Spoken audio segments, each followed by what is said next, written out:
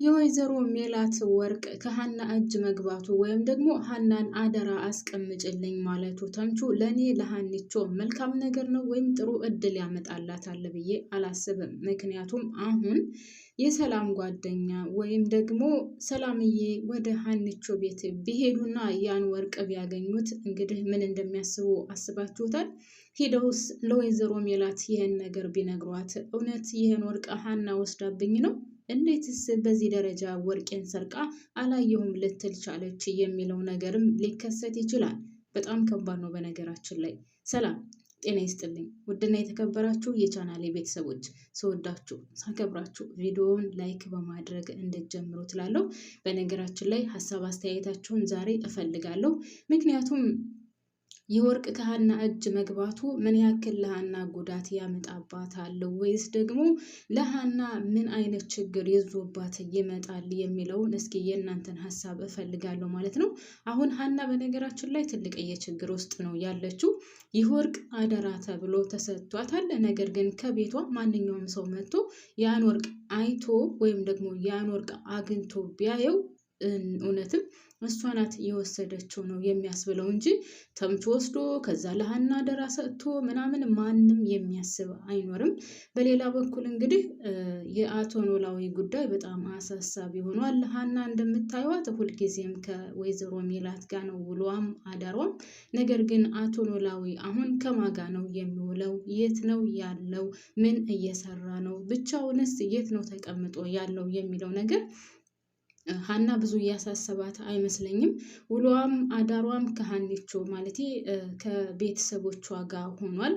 እንግዲህ ከዚህ በፊት የምታስታውሱት ከሆነ የተምቹ አጎት ወይም ደግሞ ዘሪሁን ከአቶ ኖላዊ ጋር ይውል ነበር። ገንዘብም ባይኖረው ይጋብዘው ነበር፣ አይዞ ሄለው ነበር፣ ያጽናናው ነበር። ነገር ግን አሁን ማንም ሰው ካጠገቡ የለም። ስለዚህ አቶ ኖላዊ ምናልባት እስከ ዛሬ ድረስ በሀሳቡ ሲያስበው የነበረውና ሲያቅደውን የነበረው ሊያደርግ ይችላል። በምን ካላችሁኝ አሁን የሀናን ደስታ መንጠቅ አይፈልግም፣ እሷንም ማጣት አይፈልግም። ሲቀጥል ለብቻው እዛ ቤት መቀመጥም አይፈልግም። ስለዚህ እስከ ዛሬ ሲል የነበረው ምንድን ነው ካላችሁኝ የእሷን ደስታ ላለመቀማትና እሷ ተከፍታ ላለማየት ተመልሶ ወደ ደሴ መሄድን ነው የሚመርጠው። ወይም ደግሞ እንደዛ ነው ሲያስብ የነበረው። ስለዚህ ምናልባትም አሁን አቶ ኖላዊ ተመልሶ ወደ ደሴ ሊሄድ ይችላል። ምክንያቱም አሁን ሀና ያለችበት ጉዳይ ሁሉ ነገሯ ለወይዘሮ ሜላትና ለወይዘሮ ሜላት ሆኗል። አዳሯም ውሏም እዛ ነው። ስለዚህ አቶ ኖላዊ ደግሞ እንግዲህ ያው የብቸኝነቱን ህይወት ወይም ደግሞ የብቸኝነቱን ኑሮ ቀጥሏል። ከመጣችም እንግዲህ መታ ብቅ ብላ ተመልሳ ነው እንጂ የምትሄደው እንደ በፊቱ ከአቶ ኖላዊ ጋር ዳርዋ ውሏ በፍጹም አይደለም። እሷ እንደምታወራው ከሆነ እንግዲህ ከወይዘሮ ሜላት ጋር ስታወራ የነበረው ምንድን ነው? በፍጹም እኔ አባቴን አልደራደርበትም፣ በሱ ምክንያት ይህን ቤተሰብ አሳልፈሽ ስጪ ብባልም ይህን ቤተሰብ እኔ አሳልፌ እሰጣለሁ። ስለዚህ በአባቴ በፍጹም አልደራደርም፣ ከሰላምም ከምናሴም ከይቅርታ ጋር አስበልጠዋለሁ እያለች ነው።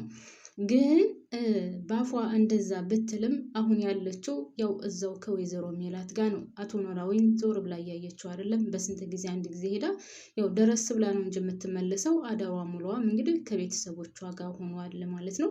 በሌላ በኩል ተምቹና አሴር ወይዘሮ ባዩሽን ማሳሰራቸው እኔ መልካም ነው ብዬ በፍጹም አላስበውም። ምክንያቱም ትክክለኛ መረጃ የላቸውም። አቶ መኮንንን ስለገደለች በቃ በዛ ምክንያት ይበቃል፣ ይህ ምክንያት ይበቃል፣ በዚህ ምክንያት እናሳስራታለን ብለዋል። ነገር ግን ትክክለኛ መረጃና ስታስገድል ወይም ደግሞ ያ ሰውዬ የሞተበትን ትክክለኛ መረጃ አምጦ ቢባሉ ምንም አያመጡም። ያዩት እነሱ ናቸው፣ ያሳሰሩትም እነሱ ናቸው። ስለዚህ ትክክለኛ መረጃ ላይወጣላት ይችላል። ትንሽም የሚያስፈራት አሁን የወይዘሮ ባዩሽ ምንድን ነው ካላችሁኝ ምናልባትም የእንትኑ ነው የሽጉጡ ጉዳይ ነው። ሽጉጡ ደግሞ ሁልጊዜም ከሷ እጅ አይወጣም ነበር። ምናልባትም ደግሞ ሽጉጡ ህጋዊ ከሆነ የራሷ በህጋዊ መንገድ ገዝታው ከሆነ 24 ሰዓት ባልሞላ ጊዜ ውስጥ ትፈታለች ብዬ አስባለሁ። እሱ ብቻም ሳይሆን ወይዘሮ ሜላት እንግዲህ ወርቁ ይመጣልኛል ብላ ያሰበችው 100% በወይዘሮ ባዩሽ ምክንያት ነው። ወይም ደግሞ ወይዘሮ ባዩሽ እና ወይዘሮ ባዩሽ ብቻ ናት የምታመጣልኝ ብላ ያሰበችው። ስለዚህ ወይዘሮ ባዩሽንም አንደኛ ስለ ወርቋ ስትል ወይዘሮ ሜላት ልታስፈታት ትችላለች ማለት ነው። እንደውም ሀና ራሷ ዋስ ሆና ታስፈታታለች ብዬ ነው የማስበው። ለምን ካላችሁም ያው ለወርቁ ሲባል ወይዘሮ ሜላት ያ ወርቅ ይመጣልኛል ብላ 100% እርግጠኛ ሆና እየተጠባበቀች ያለችው ባዩሽን ነው።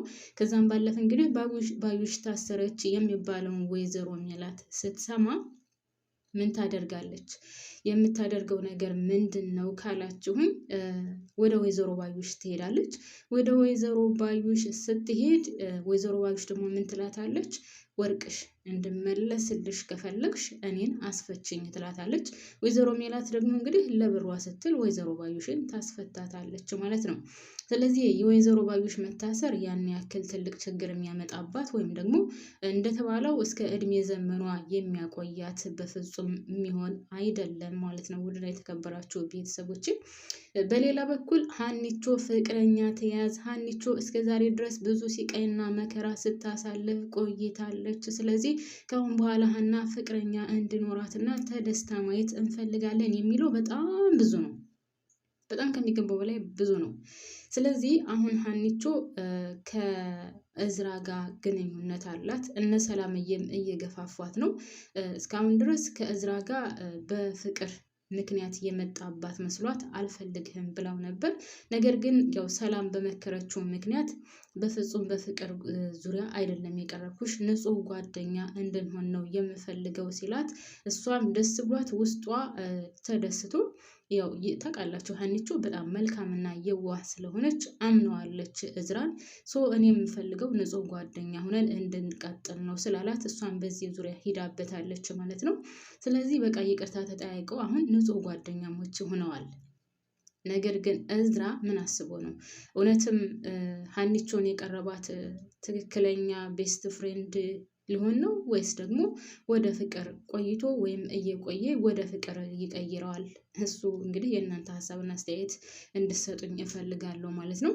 እኔ በበኩሌ ግን እዝራ አሁን ለጊዜው ያው እሷን ለማሳመን እና እንድትቀርበው በደንብ እንዲቀርባት ከተቀራረቡ በኋላ ደግሞ ያው ቀስ ቀስ እያለ እሷን ፍቅር እንደይዛት። በነገራችን ላይ አንድ ሰው አብሮ ብዙ ጊዜ ከኖረና አብሮ ጥሩ ጊዜያቶችን ካሳለፈ እናንተ ሳትፈልጉ ራሱ ከዛ ሰው ፍቅር ሊይዛችሁ ይችላል። ስለዚህ አሁን እዝራ ካወቀበት እርግጠኛ ነኝ ያደርጋዋልን ብዬ አስባለሁ። በቃ ጥሩ ነገር ያደርግላታል፣ ያስጠናታል፣ አብሯት ይሆናል። ብቻ አለ አይደል ልክ እሷ እንድትቀርበው ጥሩ ነገሮችን መልካም ነገሮችን ካደረገላት እሱ ሳይላት ወዳ ሳይሆን በግዷ እራሷ ትወደዋለች፣ ታፈቅረዋለች፣ ትቀርበዋለች። ነገር ግን አሁን ለጊዜው በቃ ቤስት ፍሬንዳሞች ሆነን እንቀጥላለን ብሎ ነው የቀረባት ማለት ነው ቤተሰቦቼ። በሌላ በኩል እንግዲህ አሴር እስከዛሬ ድረስ ፍቅሩን ለሀኒቾ ገልጾላት አያውቅም። እንግዲህ ተምቹ እንኳን እየሳቀበት ነው። ይህን ያክል ምን አድርገህ ብትወዳት ነው? ለምንስ ብለህ ነው ፍቅርህን የማትገልጽላት? እያለ እንደውም ተምቹ ብዙ ጊዜ ይጨቀጭቀዋል። ነገር ግን እሱ እንደውም ካስታወሳችሁ አንድ ጊዜ ሀኒቾ አሴርን ትወደኛለህ ወይ ብላ ራሱ እሷ ደፍራ ጠይቀው ነበር። እሱ ግን እየተንተባተበ ኧረ በስመ አብ ለምንድን ነው የምወድሽ? ለምን ወድሻለሁ ምናምን ነበረ ሲላት የነበረው ሰው። አሁን ግን ከእዝራ ጋር ሲያያትና ከእዝራ ጋር ስትመጣ እዝራ አጠገቧ ሆኖ እጇን ይዟት ምናምን ስትሄድ ምን ይከሰታል? አሴር ፍቅሩ ይገነፍልበታል። ለምን ከሌላ ወንድ ጋር አየኋት የሚለው ነገር ይከሰታል ማለት ነው።